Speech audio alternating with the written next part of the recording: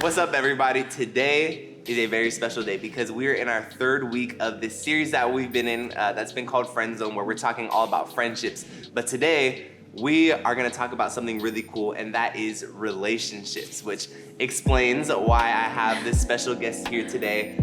Priscilla is my fiance, but she's also my best friend. So I think it will be good for you guys to hear from someone who really knows friendships well and is really knows relationships well. So I'm just going to ask her a couple questions, and it's going to be pretty fun. So we're just going to get right to it. First question. How is your view of relationships different now compared to when you were in junior high? Oh man, so different. I was that High School Musical gal in 6th grade, so you can already kind of tell like what kind of girl that I was. I was very boy crazy. Just outing myself there. I was in love with Troy Bolton and the Jonas Brothers. Who? But I think the biggest thing is that back then, and I'm sure it's the same now, you're so focused on like what you don't have rather than what you do have. Yeah. So my identity was like in like whose girlfriend I could be, or like who was like my best friend and things like that, things that I could have instead of like who I was. So I think now in my relationship, like you understand as an adult that like your identity isn't that person, like it's a partnership, and like you're your own person, I'm my own person, and we come together and we do life together and we do ministry together. But that's not at all how I viewed it before. I just wanted someone to like me. I wanted to call someone my boyfriend. Yeah. And then I didn't think much after that. So that was just the goal. So for sure, relationships not being the goal was so beneficial in me just figuring out who I was. Yeah, that's really good. And you talk about like identity too, and I feel like that's a big one, and we'll probably touch on that later.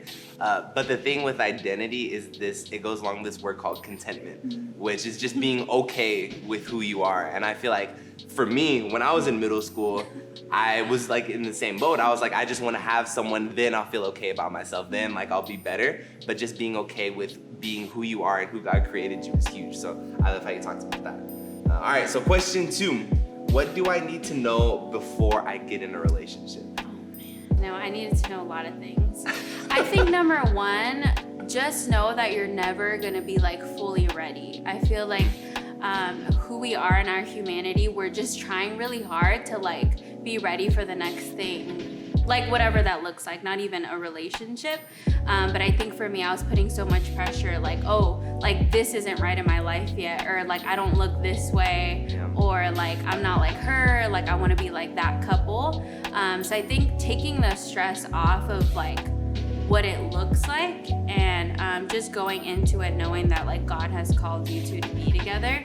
But yeah, that would be that's really good. And even too, I think when it comes to being ready, like it's funny because in the Bible, a guy who wrote pretty much the whole New Testament, his name was Paul.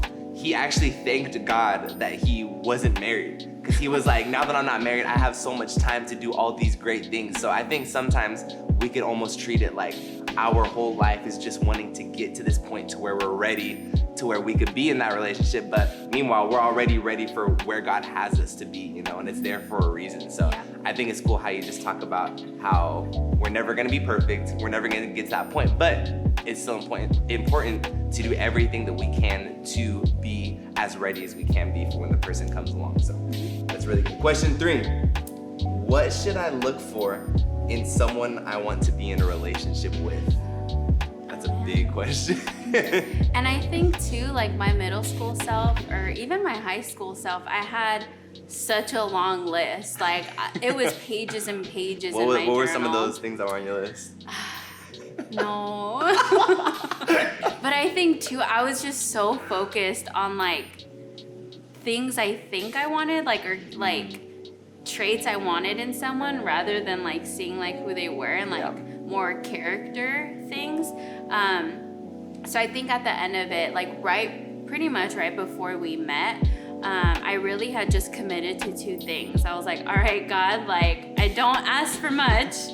Number 1, I just want him to love you. I want him to pursue you. And number 2, I want him to love the church. And at the time I was in ministry, so that really was my entire life. And even now I'm very involved. So I think those were my two biggest things. I wanted him to point me to Jesus, and number two, I wanted him to do ministry with me. Yeah, that's so good. And honestly, like if someone were to ask me that question, the main thing that I would say in looking for someone, look for someone who loves Jesus. Like it just comes down to that. Like it's that simple. Not that that should be the only thing, but that one is probably the most important thing, because even the Bible in 2 Corinthians, it says not to team up with someone who's an unbeliever. And I love how it says like the word team up, because that's pretty much saying that in relationships specifically, it's like you're on the same team. But it's like you don't want to play on the same team as someone who's doesn't have the same goals as you. It's like someone on the same basketball team. One of them is shooting in this basket, but the other one's shooting in this one, but you're supposed to be on the same team. Like it wouldn't work. So. And I think at that time too, I didn't care if they were Christian or not, or if they called themselves Christian and like they really weren't doing Christian things. Yep. I think my focus was just on like a boy, like whatever that meant. Exactly. So I think too, just being super aware and like just know that like you'll know, like you'll know if they're like a good person who loves Jesus, not just a good person, but a good person who loves Jesus, and whatever that comes with. So, exactly. And that's really good. And even that, it's interesting too, because even that goes back to what we were talking about with contentment. Like if you're not content with who you are, then you're gonna settle for anything. You're gonna settle for the first boy or girl who walks up and it's like, oh yeah, I've been to church on Easter or on Christmas that one year. And it's like, oh yes, they love Jesus. Like we're meant to be, and it's supposed to be that way. But just being okay with yourself and not settling for someone who you know isn't gonna push you more towards Jesus. And being okay with being the single friend in the group. Like I think that was a huge thing for me. I was like, oh well, like all my friends are in relationships. That doesn't mean that I needed to be in one either, or that I was even like ready to do that. So I think too, just like being okay with where you're at. You guys are so young. Like I didn't realize how young I was and how much I needed to learn before I could be in a healthy, like stable relationship. So yeah, exactly. And you said it all. So we have some more questions for you guys, but you are gonna wanna join us for part 2 of this video, where we're gonna be covering all of those questions and some other ones that I think will be pretty fun. But if you guys enjoy this, or if you feel like someone else would enjoy it, then you could like, comment, subscribe, or you could share it with someone. You can send it to your crush, tell them, hey, this is what I'm looking for, this is how you gotta be. No, I'm just kidding. But no, share it with anyone. We love you guys so much. Thank you for joining us, and we'll see you guys next week for part 2 of this.